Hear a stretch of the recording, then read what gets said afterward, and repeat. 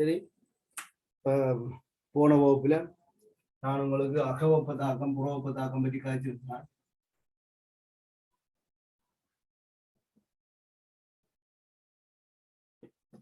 அகவெப்ப தாக்கம் புறவெப்ப தாக்கம்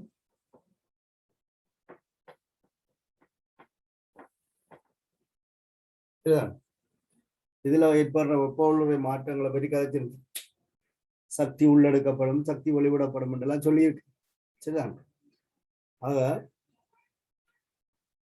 அகவெப்ப தாக்கத்துல விளைவுகள் சக்தி ரீதியில தாக்கிகளை விட உயர்வாக இருக்கிறதால சக்தி அதிகரிக்க உறுதி குறையும்.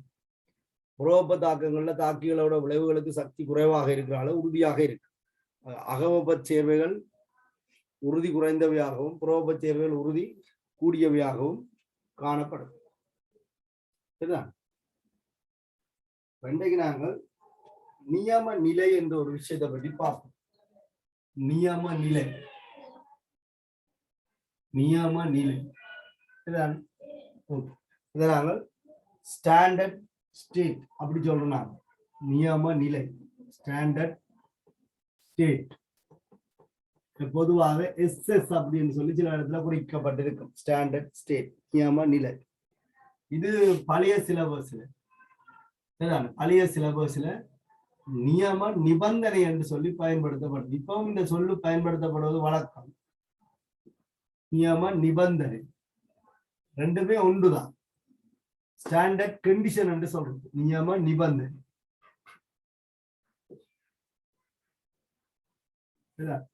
Standard condition. சில இடத்துல நாங்கள் இப்பவும் இந்த நியம நிபந்தனை என்ற டேர்மை பாவிக்கிறோம். ஆனா நீங்க பாவிக்கிறத தவிர்த்துக் கொள்ளுங்க. நியம நிலை. அங்க கேசஸ் கால்குலேஷன்ல எஸ்டிபி அப்படின்னு சொல்லி ஒன்று படிச்சிருக்கு. Standard temperature and pressure. Standard temperature and pressure.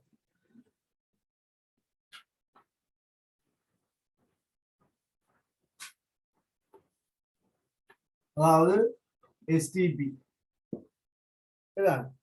அப்ப இங்க நீங்கள் ஒரு வெப்பநிலையும் ஒரு அமுக்கத்தையும் நியமமாக எடுத்துக்கொண்டீங்க. நியம வெப்பநிலை அமுக்கம். அந்த வெப்பநிலையை 0°C என்றும் அமுக்கத்தை ஒரு ஏடிஎம்மாகவும் குறிப்பிட்டிருந்தது. அமுக்கத்தை ஒரு ஏடிஎம்மாகவும் குறிப்பிட்டிருந்தது. இது வேற இது வேற. அது தெளிவா இருக்கும். இது 0°C வெப்பநிலை ஒரு ஏடிஎம் அமுக்கம். இது ஒரு ஏடிஎம் அமுக்கம். சரிதானே? ஒரு ஏடிஎம் அமுக்கம். தெளிவாக ஒரு விஷயம் குறிப்பிடப்பட்டிருக்கு. என்னன்னு சொன்னால் இந்த நியம நிலை வரையறுக்கப்பட்டிருக்கு. சரிதானே? அநேகமான ரசாயன தாக்கங்கள் மாறா அமுக்கத்துல நிகழ்வதால் ஏனென்று சொன்னால் நாங்கள் நிகழ்த்துகின்ற பரிசோதனை நிபந்தனைகள் அல்லது பரிசோதனை நிலைகள் வளிமண்டல அமுக்கத்துக்குரியதாக இருக்கு. அப்ப கடல் மட்டத்துல வளிமண்டல அமுக்கம் ஒரு ஏடிஎம்மாக இருக்கிறதாக இந்த ஒரு ஏடிஎம் அமுக்கத்துல மாறாத அமுக்கத்துல தாக்கங்கள் நிகழுது. எந்த ஒரு மாற்றமும் இந்த ஒரு ஏடிஎம் அமுக்கத்துல நிகழுது. ஆகவே இந்த ஐயுபிஏசி அப்படின்னு சொல்லப்படுகிற இன்டர்நேஷனல் யூனியன் ஒன்று இருக்கு. International union of pure and applied chemistry என்று சொல்லப்படுகிற ஒரு சர்வதேச ஒன்றியம் இருக்குது. அந்த ஒன்றியம் இந்த நியம நிலையாக ஒரு அமுக்கத்தை என்ன செய்யுதுன்னு சொன்னால் வரையறுக்கு. அதாவது ஒரு ஏடிஎம் அமுக்கத்தை நியம நிலையாக வரையறுக்கு. ஆனால் வெப்பநிலை திட்டமானதாக வரையறுக்கப்படவில்லை என்று சொல்லி குறிப்பிடப்பட்டிருக்கு. நாங்கள் பொதுவாக 25°C வெப்பநிலையை நியம வெப்பநிலையாக எடுத்துக்கொண்டு அநேகமான சந்தர்ப்பங்கள்ல கணித்தல்களை மேற்கொள்ளுறோம் நாங்கள். அப்ப நியம நிலையில அமுக்கம் வரையறுக்கப்பட்டிருக்கு. ஒரு ஏடிஎம் அமுக்கம் வரையறுக்கப்பட்டிருக்கு. ஒரு ஏடிஎம் ஒரு ஏடிஎம்முக்கு ஈக்குவலான பாஸ்கல். ஆனால் திட்டமான வெப்பநிலை வரையறுக்கப்படல. ஆனாலும் 298 கெல்வின் வெப்பநிலையை நியம நிலையாக கருதி நாங்கள் அநேகமான கணித்தல்களை மேற்கொள்ளுவோம். 298 கெல்வின் வெப்பநிலையை நியம நிலையாக கருதி நாங்கள் கணித்தலை மேற்கொள்றோம். அது தவறண்டு இல்லை. ஆனால் சொல்லப்படுகின்ற விஷயம் இதுதான், நியம நிலையாக அமுக்கம் வரையறுக்கப்பட்டிருக்கு. ஒரு திட்டமான வெப்பநிலை வரையறுக்கப்படாத போதிலும் 25 பாகை சி, அதாவது 298 கெல்வின் வெப்பநிலை நியம நிலையாக எடுத்துக்கொண்டு நாங்கள் என்ன செய்யறோம்னு சொன்னா கணித்தல்களை மேற்கொள்ளும். கரைசல்கள்ட நியம நிலை, அதாவது செறிவிற்குரிய நியம நிலை வந்து 1 மூல் டெசிமீட்டர் -3 ஆக குறிப்பிடப்பட்டிருக்கு. அப்ப நியம நிலை என்பது ஒரு ஏடிஎம் அமுக்கம் 298 கெல்வின் வெப்பநிலை என்று சொல்லி குறிப்பிடப்படலாம். கரைசல் என்று சொன்னால் அதன் செறிவு 1 மூல் டெசிமீட்டர் -3. சரிதானே? அப்ப இந்த நியம நிலை, சரிதானே, நியம நிலை ஒரு நோட்டேஷனால காட்டப்படுறது. பொதுவாக ஒரு வட்டம் போட்டு குறிக்கணும் நியம நிலை. டிகிரி என்று நாங்கள் சொல்றாங்க. டிகிரி ஏன் 30 பாகை சி, டிகிரி சி என்று சொல்றாங்க. டிகிரி 30 பாகை சி, அந்த மாதிரியான ஒரு நோட்டேஷன் இங்க பயன்படுத்தப்படுது டிகிரி. இதை சில நேரத்துல நாங்கள் இப்படி டீட்டான்ற ஒரு குறியீட்டாலையும் காட்டுறாங்க. டிகிரியை தான் இது குறிக்கும், டீட்டா. சரிதா? அப்ப நீங்க அநேகமான சந்தர்ப்பத்துல பார்த்திருப்பீங்க, வெப்ப உள்ளுறை மாற்றம். H என்பது வெப்ப உள்ளுறை, இது மாற்றம். அப்ப வெப்ப உள்ளுறை மாற்றம். இந்த வெப்ப உள்ளுறை மாற்றம் மாறா அமுக்க நிலைமைகளின் கீழ் நிகழ்த்தப்படுமாக இருந்தால் நாங்கள் இந்த மாதிரி ஒரு நோட்டேஷனை பாவித்துக் கொள்ளும். அதாவது நியம வெப்ப உள்ளுறை மாற்றம் என்று சொல்லி. அப்ப இந்த நோட்டேஷன் வந்து எங்களுக்கு நியம நிலை என்பதை தெளிவுபடுத்தும். அப்ப மாறா அமுக்க நிபந்தனைகள் அல்லது இந்த குறிப்பிடப்பட்ட நிபந்தனைகள் இல்லை என்று சொன்னால் வெறுமனே டெல்டா H பயன்படுத்த வேண்டும். அப்ப எப்ப இந்த நோட்டேஷன் பாவிக்கணும், நியம நிலை என்று கருதப்படுற இடத்துல மட்டும்தான் இந்த வெப்பநிலையை நாங்கள் பாவிக்க வேணும். இப்போ 2-3 ஸ்கீம்ல பாத்தீங்கள் என்று சொன்னால் இந்த நியம நிலை என்ற சொல்லு பயன்படுத்தப்படாமல் இருக்கு. தரவுகள் எல்லாம் தந்திருக்கு, கணித்தல்களை செய்ய சொல்லி இருக்கு. அந்த ஸ்கீமில இந்த நொட்டேஷனை பாவிச்சு சமன்பாட்டை போட்டிருந்தால் அதுக்கு புள்ளி வழங்க வேண்டாம்னு சொல்லி இருக்கு. காரணம், தரவுகள்ல நியம நிலை சொல்லப்படல. அப்ப நியம நிலை சொல்லப்படாத ஒரு தரவுகள்ல இந்த சமன்பாட்டில போட்டு பிரதியிடுவது என்பது பொருத்தப்பாடல்ல. ஆகவே அதுக்கு புள்ளி வழங்க வேண்டாம்னு சொல்லியிருக்காங்க. அப்ப டெல்டா H என்று எடுத்துக்கொள்ள வரும். சரியா? அப்ப இது பயன்படுத்துறோம்னா அதுக்கு ஒரு முக்கியத்துவம் இருக்கு, நியம நிலை. ஆகவே அந்த சந்தர்ப்பத்துக்கு மட்டும்தான் இந்த நோட்டேஷனை நீங்கள் பயன்படுத்தலாம்.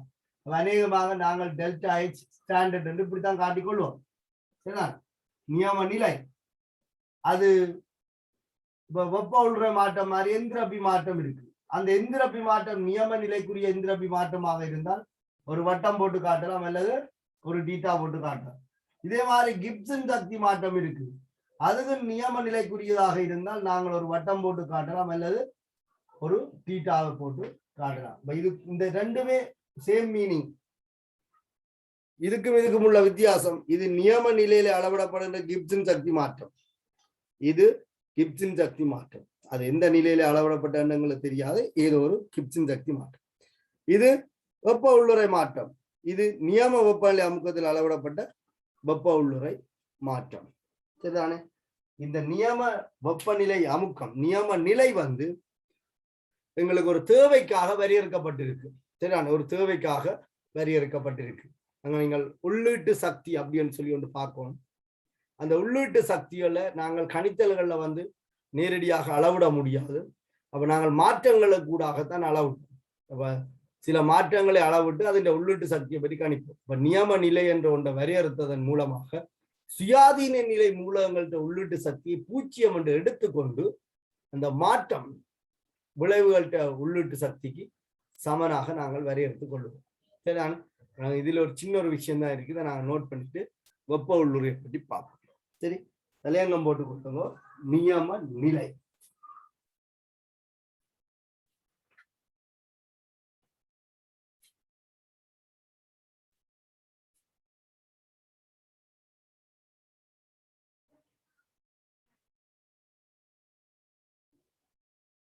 நியம நிலை ஆங்கிலத்தையும் போட்டுக் கொள்ளுங்க. ஸ்டாண்டர்ட் ஸ்டேட், SS என்று குறிக்கலாம். Standard state.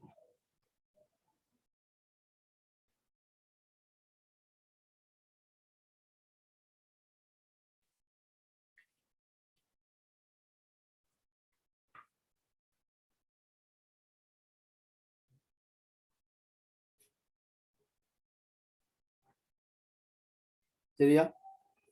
இதுதான் பழைய சந்தர்ப்பங்களை நியம நிபந்தனையாக குறிப்பிடப்பட்டிருக்கு. எழுதிக் கொள்ளுங்க. குறிப்பிட்ட வெப்பநிலையில்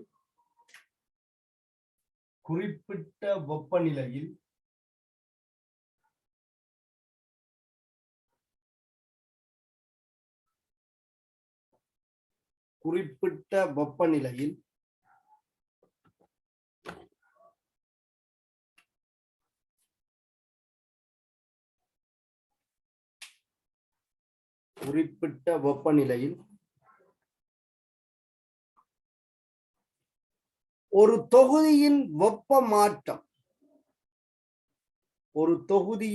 வெப்ப மாற்றம்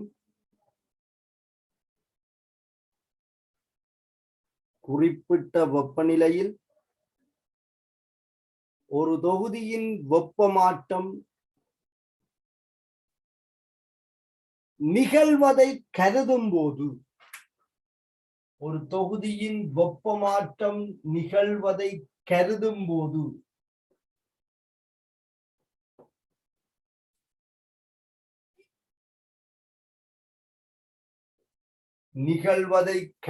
போது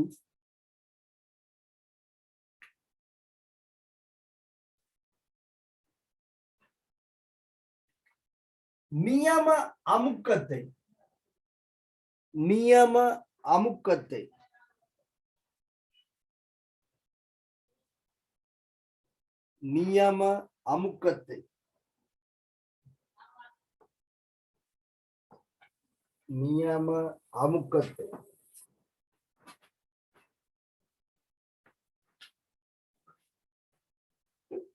பார்த்தலை கொள்ளும் மாற்றேற்று அமுக்கமாக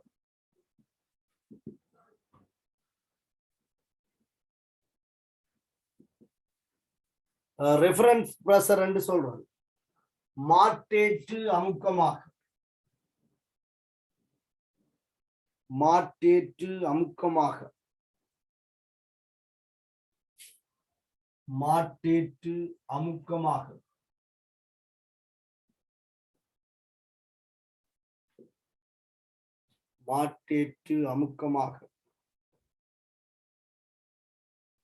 குறிப்பிடுவது அவசியமாகும்.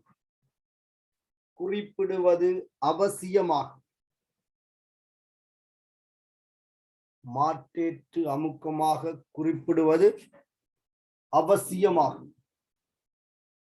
இப்ப நீங்கள் சில புத்தகங்கள்ல பார்த்திருப்பீங்கள், ஒரு பெருமானம் தரப்படும் போது பிராக்கெட்டுக்குள்ள இந்த வெப்பநிலையில இந்த அமுக்கத்தில இந்த செறிவில அந்த பெருமானம் அளவிடப்பட்டதுன்னு சொல்லி குறிப்பிடப்பட்டிருக்கும். அதான் சொல்லப்படுது மாற்றேற்று அமுக்கமாக குறிப்பிடுவது அவசியமாகும்.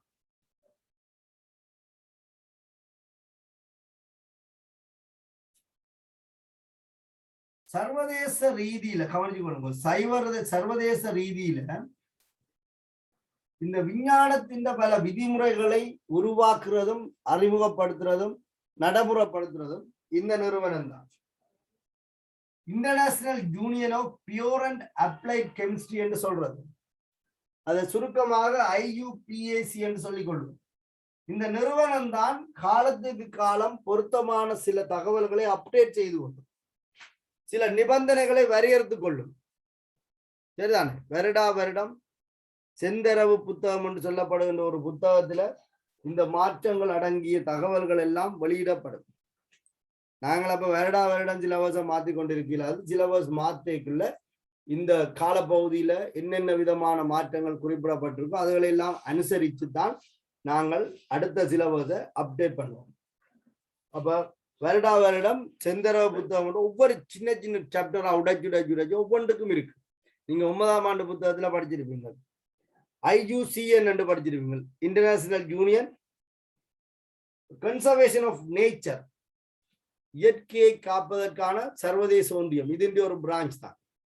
சரிதான்? செந்தரவு புத்தகத்துல அங்க அழிவடைஞ்சு கொண்டு வார இனங்கள், அழிஞ்சு வார இனங்கள், அழிஞ்ச இனங்கள், அதுல என்ன ஆபத்துக்குள்ளா இருக்கு, அதை காப்பாத்துறதுக்கு என்ன சட்டங்கள் இருக்குன்னு 9ஆம் ஆண்டு புத்தகத்துல குறிப்பிடப்பட்டிருக்கு. சரிதான்? அப்ப அந்த நிறுவனம் சிலதை வரையறுக்கும். அதுக்கு பிறகு ஒரு தரம் ஒன்றும் பாராட்டக்கூடாது. அது என்ன சொல்லுச்சோ அதை நாங்கள் நடைமுறைப்படுத்துவோம். அதுதான் எங்களோட கடமையாக இருக்கு. சரியா? அப்ப இந்த IUPAC என்று சொல்லப்படுகிற இந்த இன்டர்நேஷனல் யூனியனால நியம அமுக்கமாக ஒரு ஏடிஎம் அறிமுகப்படுத்தப்பட்டிருக்கு அல்லது வரையறுக்கப்பட்டிருக்கு. திட்டமான ஒரு வெப்பநிலை வரையறுக்கப்படாவிட்டாலும் 25 பாகை சி வெப்பநிலையை நாங்கள் எடுத்துக்கொள்ளலாம். அநேகமான சந்தர்ப்பத்தில் அது அந்த வெப்பநிலையில் தான் கருதப்படுது. சரிதான். ஓகே. அப்ப நியம நிலை என்பது இந்த அமுக்கம் திட்டமானது ஒரு ஏடிஎம். அடுத்த பந்தி அழிக் கொள்ளுங்க. IUPAC-யினால்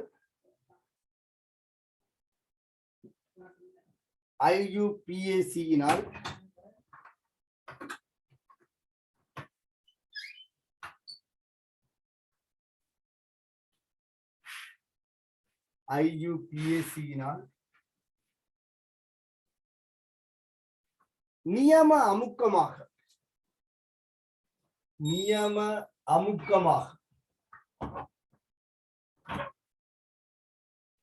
IUPAC-யினால் நியம அமுக்கமாக ஒரு ஏடிஎம் இதுல திருத்தமான பெருமானம் பாஸ்கல்ல 1.01325 பாஸ்கல். இத நாங்கள் விஞ்ஞான முறை குறியீட்டு எழுதிக்க 1.01325 தர 10 பாஸ்கல் என்று எழுதிக் கொள்ளலாம். இதைத்தான் நாங்கள் அன்னளவாக ஒரு ஏடிஎம் 1 தர 15 பாஸ்கல் என்று சொல்லிக் கொள்றோம் நாங்கள். ஆனா உண்மையான பெருமானம் அதான் 1.01325 மிக திருத்தமாக ஒரு ஏடிஎம்க்கு சமனாக இருக்கும். நியம அமுக்கமாக ஒரு ஏடிஎம் பிராக்கெட்டுக்கு போட்டு கொள்ளும் 1.01325 பாஸ்கல் 1.01325 தர 15 பாஸ்கல்.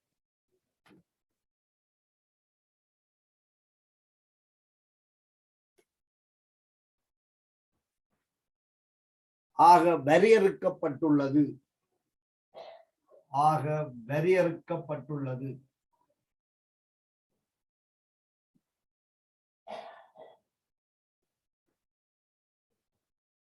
நியம அமுக்கம் என்பது இதுதான். ஆக வரையறுக்கப்பட்டுள்ளது.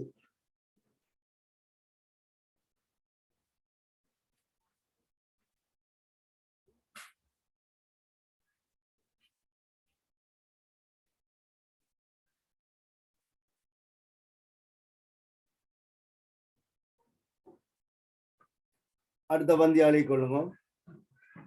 வரையறுக்கப்பட்ட நியம வெப்பநிலையின் பெருமானம்.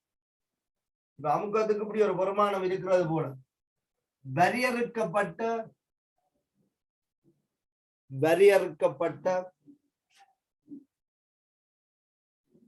நியம வெப்பநிலையின் பெருமானம்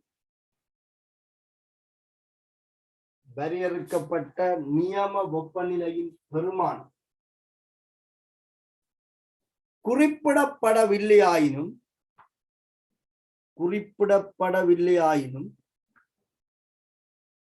அதை அண்டர்லைன் பண்ணி கொள்ளுங்க. குறிப்பிடப்படவில்லையாயினும்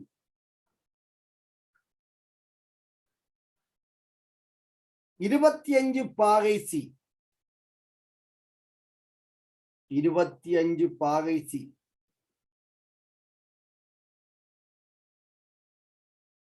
அல்லது 298 கெல்வின் வெப்பநிலை 298 கெல்வின் வெப்பநிலை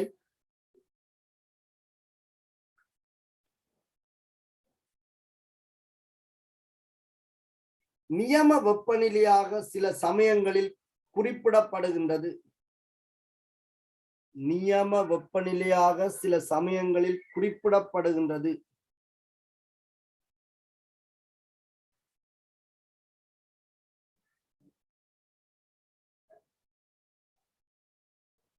நியம வெப்பநிலையாக சில சமயங்களில் குறிப்பிடப்படுகின்றது.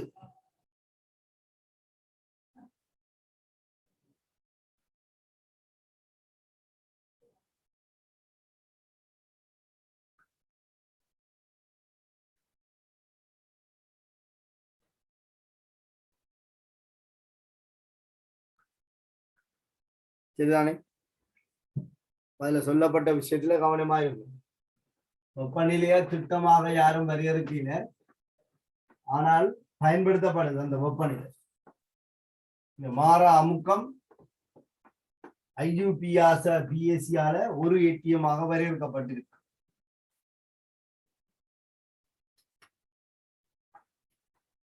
அடுத்த பந்தியாளி கொள்ளுங்கள். கரைசல்களுக்கு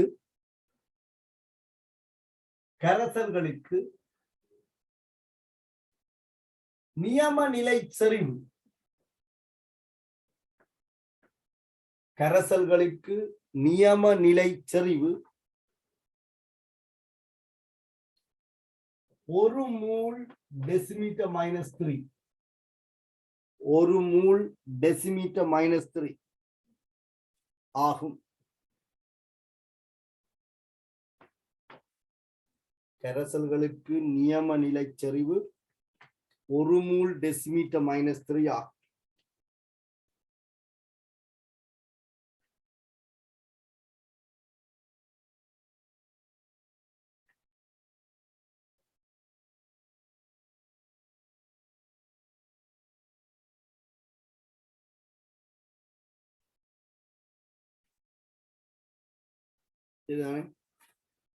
கரைசல்களுக்கு நியம நிலை செறிவு 1 மூல் டெசிமீட்டர் -3 ஆகும்.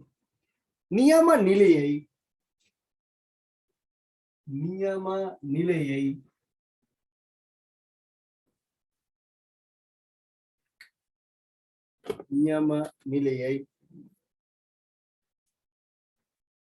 அப்பரிமாணத்திற்குரிய குறியீட்டின்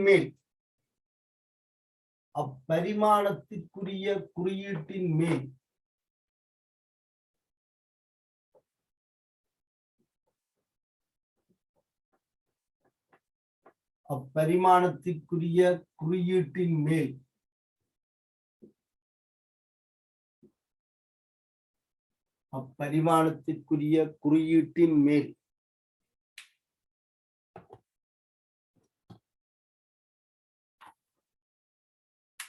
இது கவனமா பாருங்க. டிகிரி என்று நாங்கள் சொல்றது நோட் மாதிரி தான் டிகிரி, அல்லது ஸ்டாண்டர்ட் என்ற ஒரு குறியீடும் பாதிக்கிறாங்க. அப்படி டீட்டா ஸ்டாண்டர்ட்.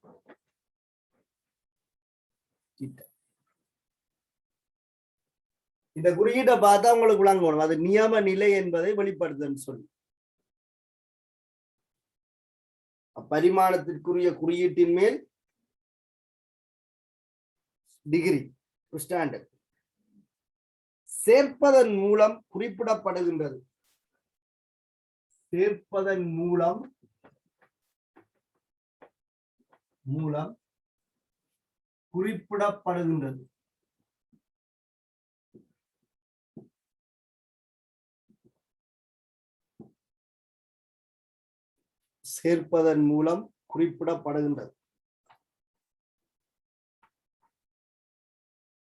உதாரணத்துக்கு வெப்ப உள்ளுரையை நாங்கள் H என்று எடுத்துக்கொண்டால் அதனுடைய மாற்றம் டெல்டா H.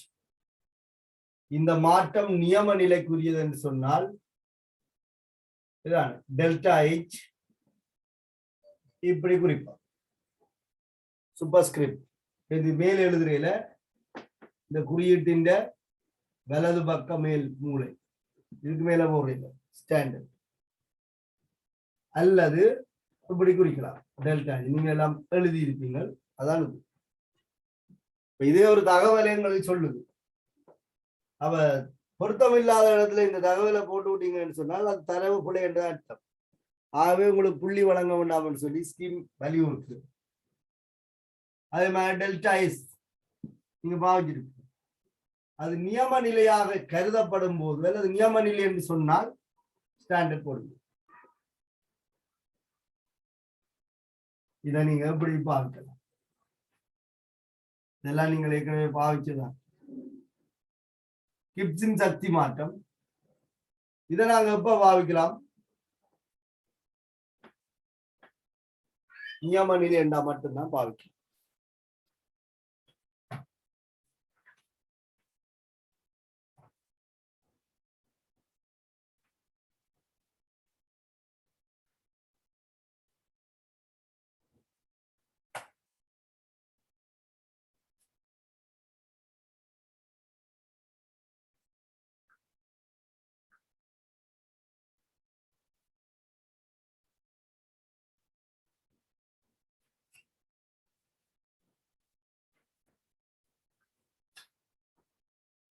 சரியா?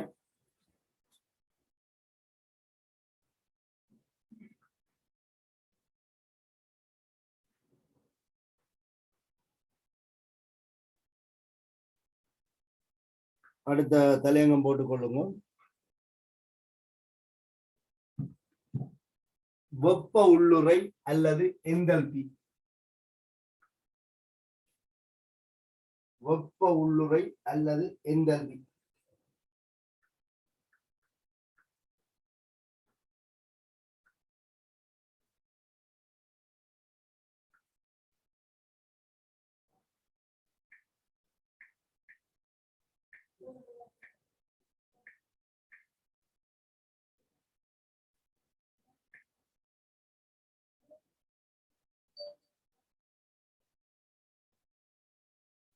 வெப்ப உள்ளுறை அல்லது என்தால்பி.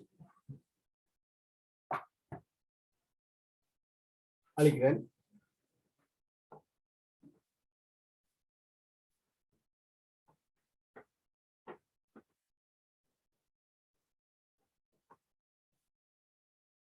வெப்ப உள்ளுறை அல்லது என்தால்பி.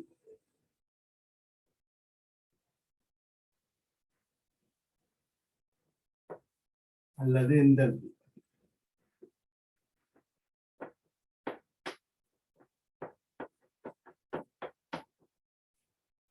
சரியா? பொதுவாக H என்ற ஒரு குறியீட்டால பாவிக்கும். H என்ற குறியீட்டால பாவிக்கும். இப்ப ஒரு தொகுதி இருக்கு. அந்த தொகுதியில ஏதாவது ஒரு மாற்றம் நடைபெறும் போது வெப்ப பாய்ச்சல் என்று ஒன்று இருக்கு. தொகுதி உள்ளேயும் தொகுதிக்கு வெளியேயும் வெப்ப பாய்ச்சல் என்று ஒன்று நடக்கும். அப்ப சாதாரணமாக நாங்கள் ஒரு ஆய்வு கூட நிபந்தனைகள்ல இந்த மாற்றத்தை நிகழ்த்தியக்குள்ள இது வளிமண்டலத்தோட தொடுகையில இருக்கு. வளிமண்டலத்திலே அமுக்கம் ஒரு ஏற்றியம். அப்ப மாறா அமுக்கத்தில தான் இந்த தாக்கம் நடைபெற்று கொண்டிருக்கு அல்லது நிகழ்த்தப்படும். ரெண்டு விஷயம் இருக்கு. ஒன்று இயல்பா நடக்கிறது, சாதாரண வளிமண்டல அமுக்கத்தில் நடந்து கொண்டிருக்குது. அவ மாறா அமுக்கத்தில் நடந்து கொண்டிருக்குது. அல்லது சில இடர்களை தவிர்ப்பதற்காக நாங்கள் மாறா அமுக்கம், வளிமண்டல அமுக்கத்தை மாறாமல் வச்சுக்கொண்டு இந்த தாக்கத்தை நிகழ்த்திக் கொள்ளும். அப்ப வெப்ப பாய்ச்சல், வெப்ப பாய்ச்சல் மாறா அமுக்கத்தில தொகுதிக்கு உள்ளேயும் தொகுதிக்கு வெளியேயும் நிகழுகின்ற வெப்ப பாய்ச்சலைத்தான் நாங்கள் வெப்ப உள்ளுறை அல்லது என்தால்பி என்று சொல்றோம். சரியா? அப்ப மாறா அமுக்கத்தில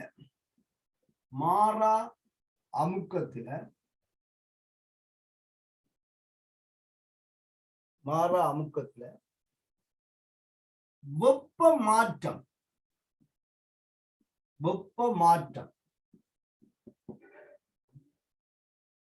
என்தால்பி அல்லது வெப்ப உள்ளுறைக்கு சமனாக இருக்கு.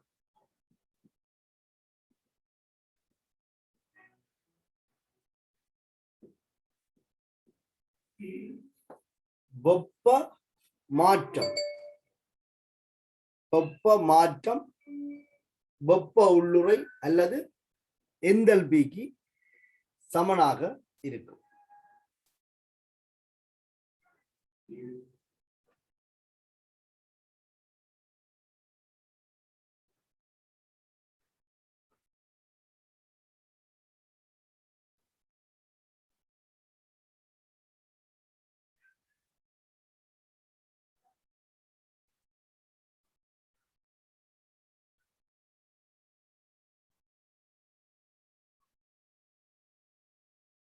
சரியா?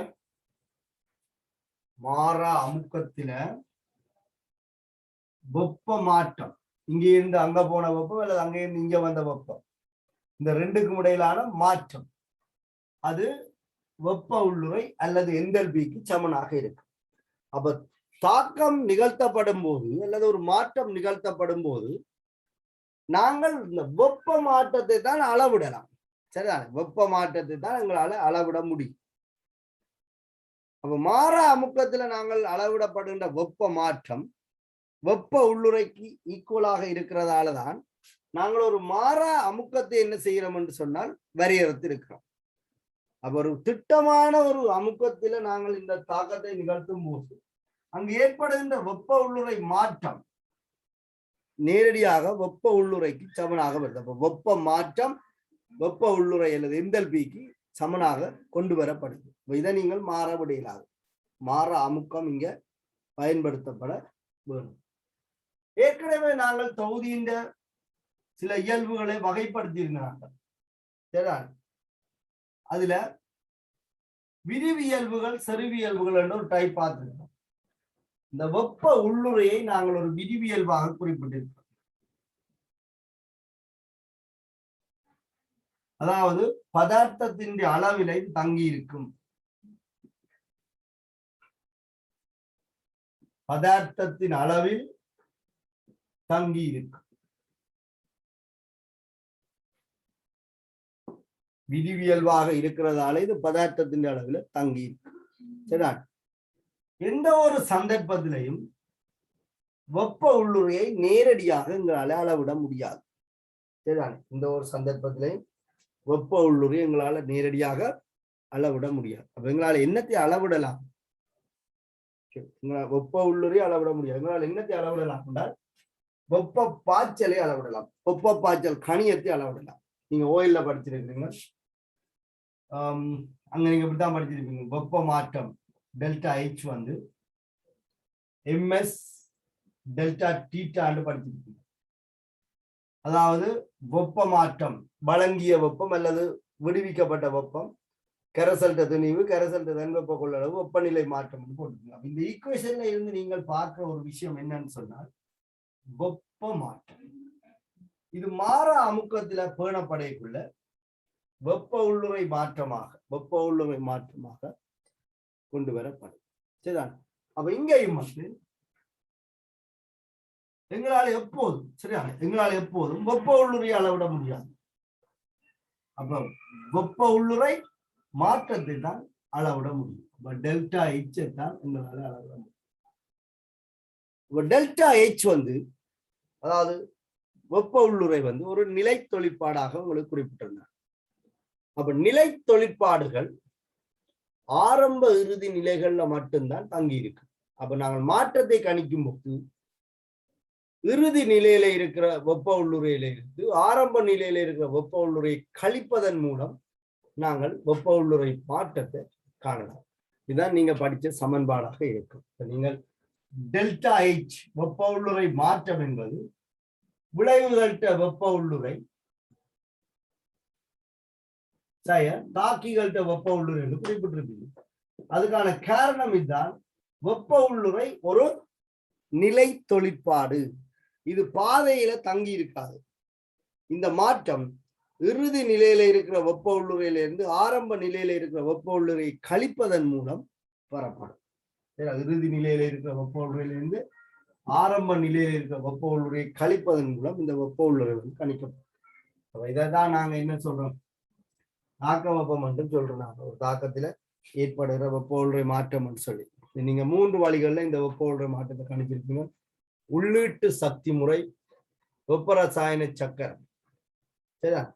ஒரு உள்ளீட்டு சக்தி முறையில கணிச்சிருப்பீங்க. மற்றது வெப்ப உள்ளுறை ரசாயன சக்கரங்கள் எசுவின் வெப்ப கூட்டணி, மற்றது வெப்ப உள்ளுறை வரைபடம் என்று சொல்லி ஒன்று பார்த்துருப்பீங்க. இதுகளை அடிப்படையாக கொண்டு இந்த வெப்ப உள்ளுறை மாற்றம் நாங்கள் என்ன செய்யலாம் சொன்னா கணிக்கலாம். சரியா? அப்ப உங்களுக்கு இதெல்லாமே வந்து அடிப்படையான விஷயங்கள். இதெல்லாம் நீங்கள் கொஞ்சம் தெரிஞ்சிருக்கோம். ஏபிசி கேள்வி, கூட்டு கேள்வி எல்லாம் அடிப்படை தியரிய சொல்லிகளை கனவேருக்கு விளங்குறேன். சரி, அடிக்கொள்வோம்.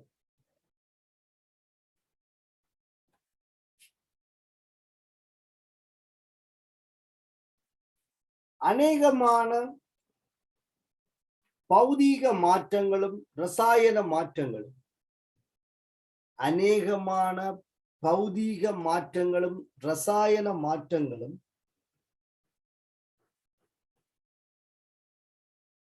அநேகமான பௌதீக மாற்றங்களும் ரசாயன மாற்றங்களும்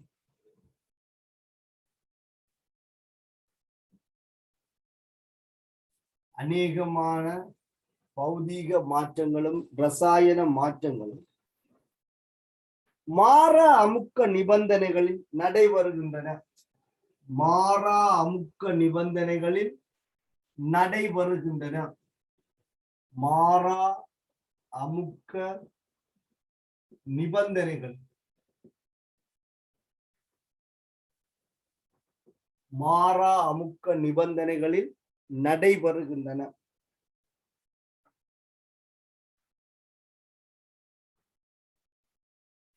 அல்லது அல்லது நடத்தப்படுகின்றன. தானாகவாக இருக்கலாம் அல்லது செயற்கையாக அது மாறா அமுக்கமாக பேணப்படலாம்.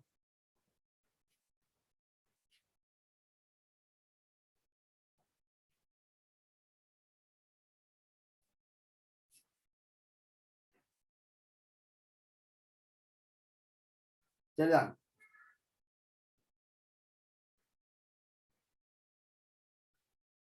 தானாக நிகழலாம் அல்லது நடத்தப்படலாம்.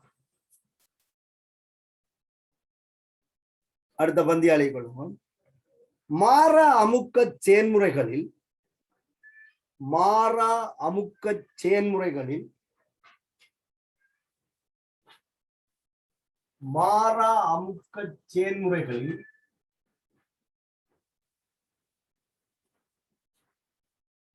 மாறா அமுக்க செயன்முறைகளில் தொகுதியின் உள்ளும் தொகுதியின் உள்ளும்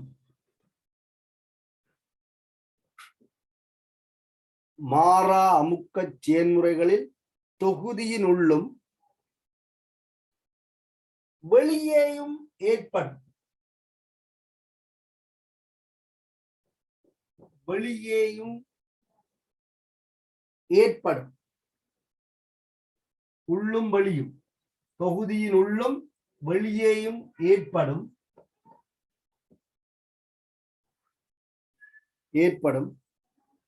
வெப்ப பாய்ச்சல் கணியம்.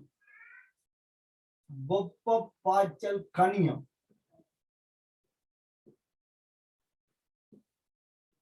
வெப்ப பாய்ச்சல் கணியம் வெப்ப உள்ளுறை அல்லது எந்தல்பி. வெப்ப உள்ளுறை அல்லது எந்தல்பி எனப்படும். வெப்ப உள்ளுறை அல்லது எந்தல்பி எனப்படும்.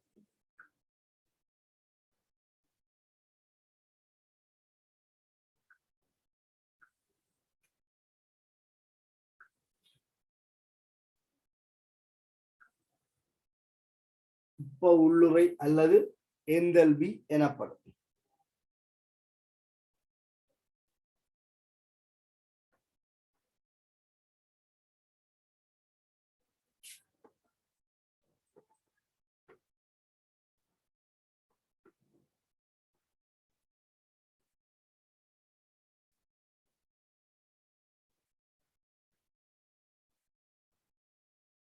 இந்த ஈக்குவேஷன் எழுதிக் கொள்ளுங்க.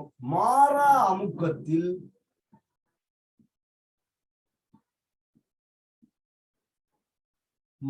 அமுக்கத்தில்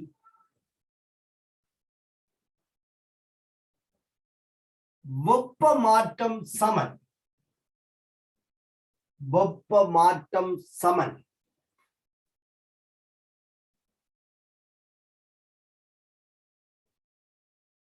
வெப்ப மாற்றம் சமன்.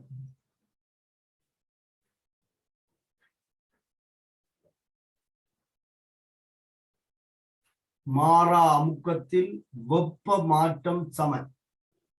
வெப்ப உள்ளுறை அல்லது எந்தல்பி எச் என்ற குறியீட்டை பயன்படுத்திக் கொள்வோம்.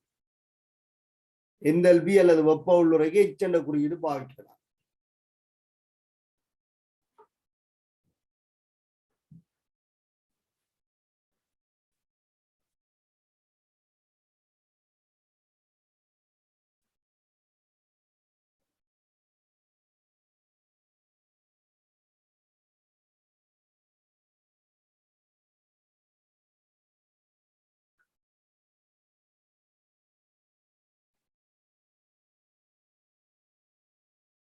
இதுதானே பிளே கொடுங்க. அடுத்த பந்தியா, வெப்ப உள்ளுறை ஒரு விதிவியல்பாகும். வெப்ப உள்ளுறை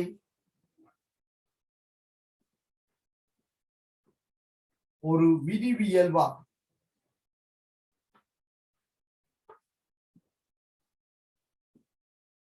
வெப்ப உள்ளுறை ஒரு விதிவியல்பாகும்.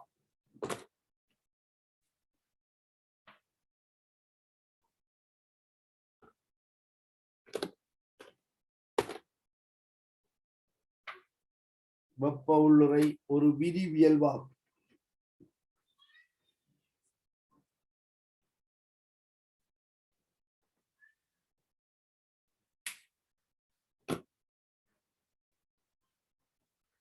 அதன் பருமன் பதார்த்தத்தின் அளவில் தங்கியுள்ளது. அதன் பருமன்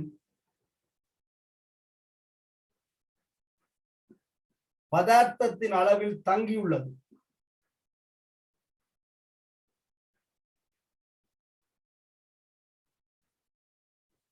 பதார்த்தத்தின் அளவில் தங்கியுள்ளது. சரிதான், உங்களுக்கு விரிவியல் வேண்டா தெரியும் தானே. பதார்த்தத்தின் அளவில் தங்கியுள்ள இயல்பு தான் வெப்ப விரிவியல் வந்து சொல்றோம். திணிவு பருமன்ல தங்கியுள்ள இயல்பு என்று சொல்லியிருப்பேன். 2 டெபினிஷன் வந்து நாங்கள் பதார்த்தத்தின் அளவில் தங்கியுள்ள இயல்புகளை விரிவியல் முந்தி வரையறுத்திருக்கோம். வெப்ப உள்ளுறை ஒரு விதிவியல்பாகும். அதன் பருமன் பதார்த்தத்தின் அளவில் தங்கியுள்ளது. அடுத்த பந்தியாலை கொள்ளுங்க. ஒரு பதார்த்தத்தின் வெப்ப உள்ளுறையை கணிப்பது. ஒரு பதார்த்தத்தின் வெப்ப உள்ளுறையை கணிப்பது. ஒரு பதார்த்தத்தின் வெப்ப உள்ளுறையை கணிப்பது சாத்தியமற்றது. சாத்தியமற்றது.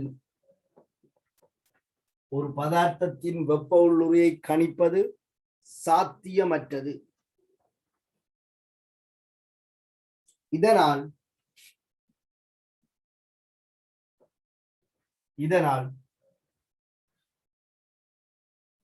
வெப்ப உள்ளுறை மாற்றம் அளவிடப்படுகின்றது. இதனால்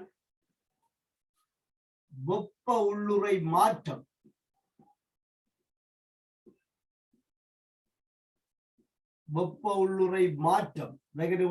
டெல்டா H நேரடியாக H அளவிட முடியாது. அதனால் மாற்றத்தை அளவிடும். இதனால் வெப்ப உள்ளுறை மாற்றம் அளவிடப்படுகின்றது.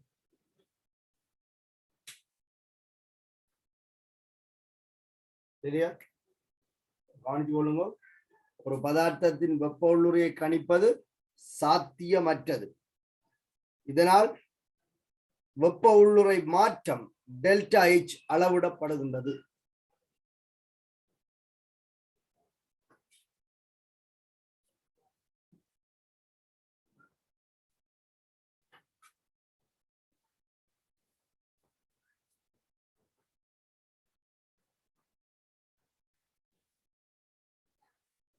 இதுதானே. அடுத்த பந்தியாலை கொள்வோம். ஒரு தாக்கத்தின் வெப்ப உள்ளுறை மாற்றம். ஒரு தாக்கத்தின் வெப்ப உள்ளுறை மாற்றம்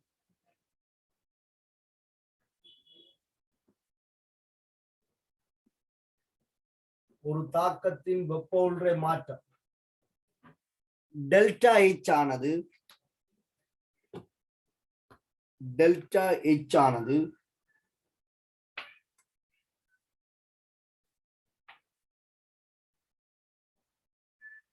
விளைவுகளின் வெப்ப உள்ளுறைக்கும்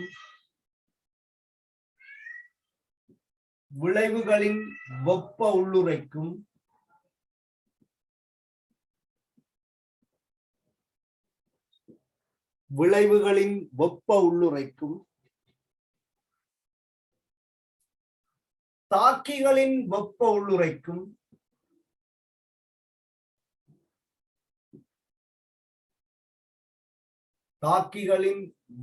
உள்ளுறைக்கும்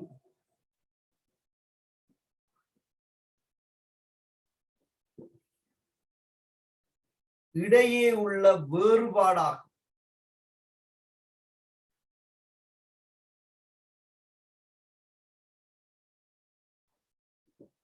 விளைவுகளின் வெப்ப உள்ளுரைக்கும் தாக்கிகளின் வெப்ப உள்ளுரைக்கும் இடையே உள்ள வேறுபாடாகும்.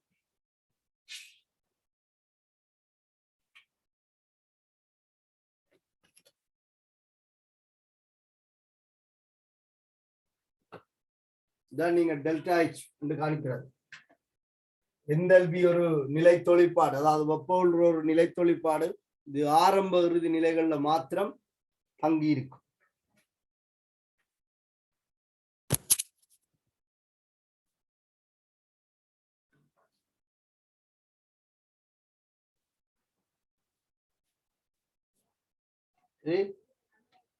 ஒரு தாக்கத்தின் வெப்ப உள்ளுறை மாற்றம் டெல்டா H ஆனது விளைவுகளின் வெப்ப உள்ளுரைக்கும் தாக்கிகளின் வெப்ப உள்ளுரைக்கும் இடையே உள்ள வேறுபாடாகும். சமன்பாட்டை எழுதிக் கொள்ளுங்க.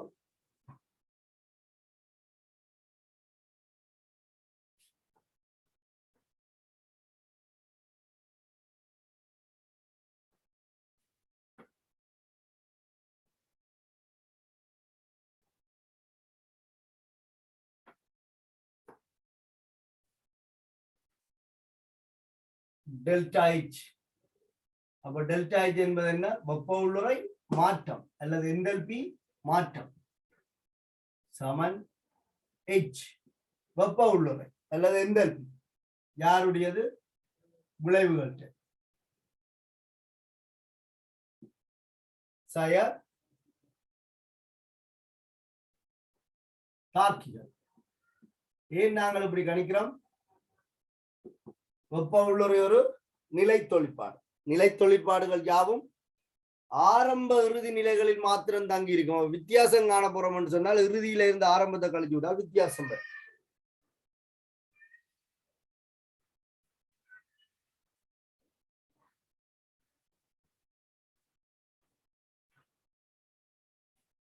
இதுதான் பொது தொடர்பு. இங்க விளைவுகள்கிட்ட என்டல்பி நியம நிலைக்குரியதாக இருந்தால், தாக்கிகளினுடைய என்டல்பியும் நியம நிலைக்குரியதாக இருந்தால் என்டல்பி மாற்றமும் நியம நிலைக்குரியதாக இருக்கு. அப்படி குறிப்பிடப்படும் போது மாத்திரம் நியம என்டல்பி மாற்றம், நியம என்டல்பி மாற்றம் சமன் விளைவுகள்கிட்ட நியம என்டல்பி சய தாக்கிகள்கிட்ட நியம என்டல்பி எழுதி கொள்ளலாம். வேறு சந்தர்ப்பங்கள்ல இந்த குறியீட்டை பயன்படுத்தினால் புள்ளிகள் கிடையாது. அது தரவுகள் தரப்படும் போது தரவுகள் யாவும் நியம நிலைக்குரியன அப்படி சொல்லப்பட்டால் இந்த சமன்பாட்டை எழுதி இதுல பிரதியிடலாம். அங்கு ஒரு தகவல்களும் நியம நிலைக்குரியன என குறிப்பிடப்படையில் என்று சொன்னால் பேசாமல் இந்த சமன்பாட்டிலே பிரதியிட்டு சுருக்குறதுதான் உங்களுக்கு உத்தமம். இதுக்கு 2 வருஷ ஸ்கீம் ஆதாரமாக இருக்கு. புள்ளி வழங்க வேண்டாம் என்று சொல்லியிருக்கு.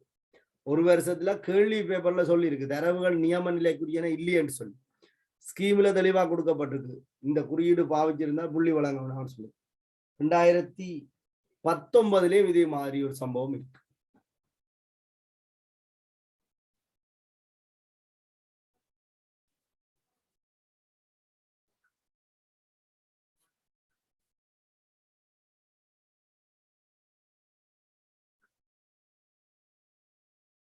சரியா?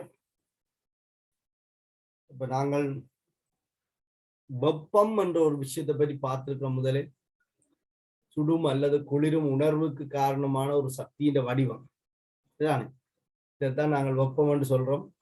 அப்ப இரு வேறுபட்ட வெப்பநிலைகள்ல வெப்பநிலை கூடின இடத்திலிருந்து வெப்பநிலை குறைஞ்ச இடத்துக்கு கடத்தப்படுகின்ற சக்தி, அதைத்தான் நாங்கள் வெப்பமாக வரையறுத்திருந்த நாங்கள். சரியா? எளிமையாக வரையறுக்கா என்றால் வெப்பத்தின் விளைவுதான் சூடும் குளிரும். நாங்கள் சுடும் அல்லது குளிரும் உணர்வுக்கு காரணமான சக்தியின் வடிவம் வெப்பம் என்று வரையறுத்துக் கொள்ளலாம். சுடும் அல்லது குளிரும் உணர்வுக்கு காரணமான சக்தியின் வடிவம். ஆனால் அப்படி நாங்கள் வரையறுக்கையில் எங்கே ஏன்னு சொன்னால் நாங்கள் இங்கே ஜடப்பொருட்கள் எல்லாம் காய்க்கணும். அப்போ ஜடப்பொருட்களுக்கு இங்கே சூட போகுது, இங்கே குளிர போகுது. ஆகவேதான் நாங்கள் சொல்றோம் வேறுபட்ட வெப்பநிலைகளை பற்றி காய்ச்சிருக்கோம். ஒன்று கூடின வெப்பநிலை, இன்னொன்று குறைஞ்ச வெப்பநிலை. அப்ப இந்த கூடின வெப்பநிலையிலிருந்து குறைஞ்ச வெப்பநிலைக்கு ஒரு சக்தி கடத்தப்படும், வெப்ப சக்தி. அந்த சக்தியை தான் நாங்கள் வெப்பம் என்று குறிப்பிட்டோம். சரியா? எங்களால பரிசோதனை ரீதியாக இந்த வெப்ப பாய்ச்சலை அளவிட முடியும். என்ன delta HM MS delta TK என்று சொல்லப்பட்ட இந்த ஈக்குவேஷனை பயன்படுத்தி இந்த வெப்ப பாய்ச்சல் எவ்வளவு வெப்பம் பாயுதுன்னு சொல்லி அளவிட முடியும். அது மாறா அமுக்கத்துல வந்து நீங்க அந்த பிரமாணத்தை பார்த்தீங்கன்னு சொன்னால் அதுதான் இப்ப என்தல்பியாக மாறப்போகுது. சரிதான். நாங்கள் அடுத்த வகுப்பில் அதை பற்றி கதைப்போம். நான் இதோட இந்த வகுப்பை நிறைவு செய்து கொள்கிறேன்.